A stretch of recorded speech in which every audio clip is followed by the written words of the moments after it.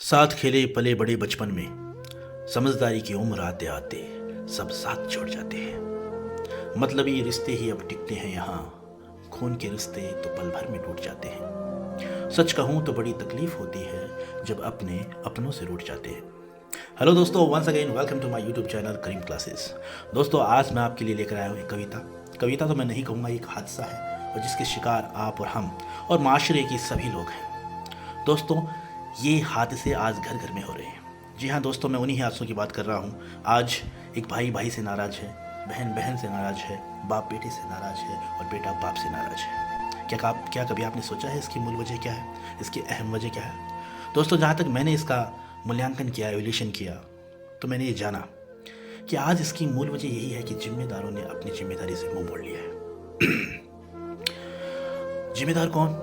जिम्मेदार वो लोग जो इस काबिल हैं, इतने सक्षम हैं कि वो किसी बुराई को रोक सकते हो, लेकिन आज जिम्मेदारों ने अपनी जिम्मेदारी से मुंह मोड़ लिया है।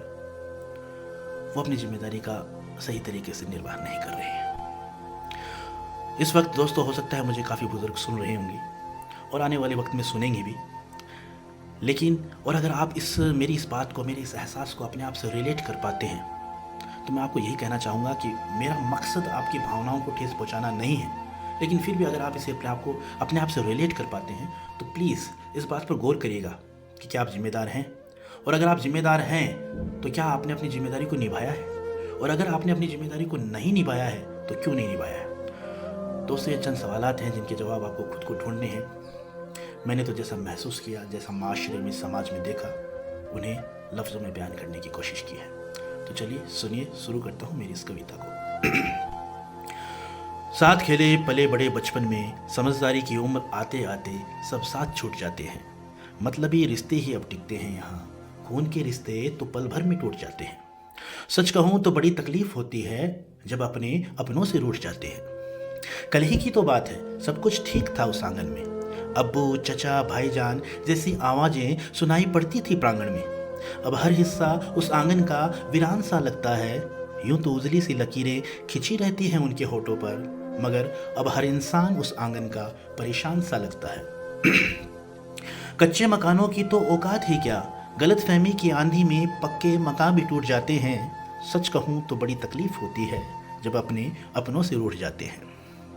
एक जमाना था जब वो अपनी मोहब्बत की मिसाल हुआ करते थे। एक जमाना था जब वो आपसी मोहब्बत की मिसाल हुआ करते थे।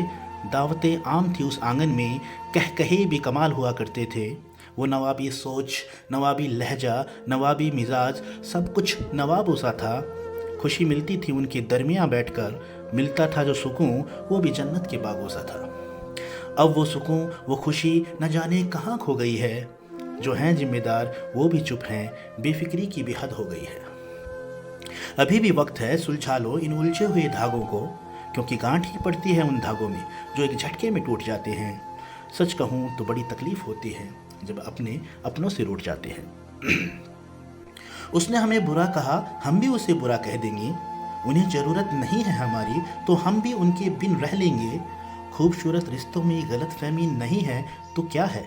एक खिले और महकते हुए बाग को इस कदर उजड़ते हुए देखना जिम्मेदारों की बेरहमी नहीं है तो क्या है।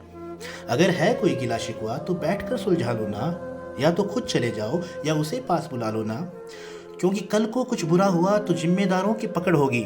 ना समझ तो फिर भी छूट जाते हैं। सच कहता हूँ, बड़ी तकलीफ होती है जब अपने अपनों से रूठ जाते हैं। शुक्रिया।